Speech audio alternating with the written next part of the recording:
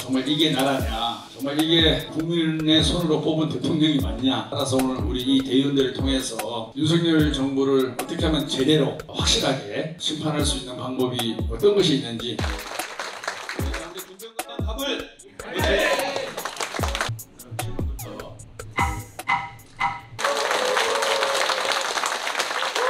먼저는 우리가 이런 대의원대회를 하는데, 먼저 우리가 명심해야 될 거는, 우리가 아마 이 최상병 사건이 점점 더 저는 아마 국민들의 마음을 불편하게 하고 있는 거라고 생각합니다.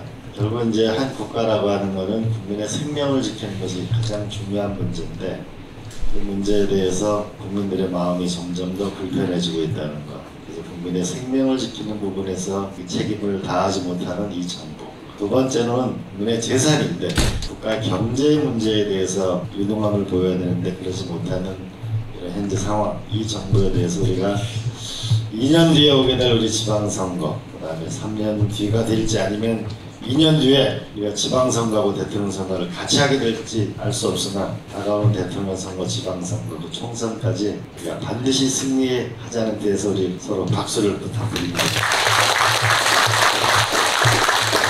두 번째는 우리 이제 지역 부분에 대해서는, 우리가 지난번에는 영재고등학교와 우리가 과학고등학교 토론회가 있었고, 그다음에 다음 주 월요일 날은 재건축을 하게 되면 세금 문제가 많이 있는데, 우리가 세무사회랑 공동으로 해서 재건축과 관련된 세금과 관련된 토론회를 이곳에서 하게 됩니다. 그 다음에 7월 8일은 우리 맹성규 국토교통위원장을 다시 이곳으로 모셔서 우리가 재건축과 관련된 문제가 과연 어떻게 될 것인지, 3호선 문제하고 8호선 문제가 어떻게 될 건지를 우리가 여기서 다시 토론을 하게 되고, 교육위원장한테는 우리가 제가 면담을 해서 낙생고등학교 문제하고 우리가 양양초등학교 문제를 다시 교육위원장하고 함께해서 문제를 하나씩 해결해서, 적어도 제 자존심상 제가 공약으로 내걸었던 거는 연내에 마무리가 될 수 있도록 최대한 노력을 하도록 하겠습니다. 그래서 우리가 정치인이라고 하는 것은 말로 정치를 하는 건데, 말을 많이 하면은 그것이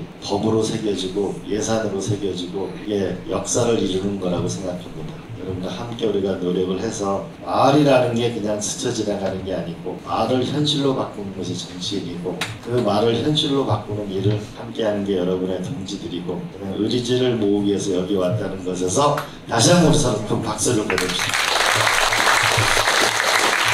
세 번째는 제가 오늘 아침 새벽에 일어나서 책을 봤는데 거기에 이런 게 있더라고요. 성공의 반대말은 무엇인가? 실패다라고 생각해요. 성공의 반대말은 실패가 아니고 안주하는 것이 실패라고 하더라고요. 그러면 또 우리가 실패의 반대말은 뭐냐면, 실패의 반대말이 성공을 향해 도전하는 새로운 또 시작이라고 볼 수 있을 것 같습니다.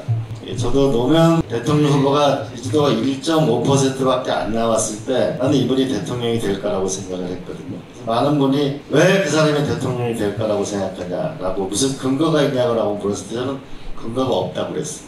우리가 전두환 정권과 싸울 때도 우리가 언제 전두환 정권이 못날지 아는 사람은 없었어요. 믿음을 갖고 하는 거라고 저는 생각을 해요.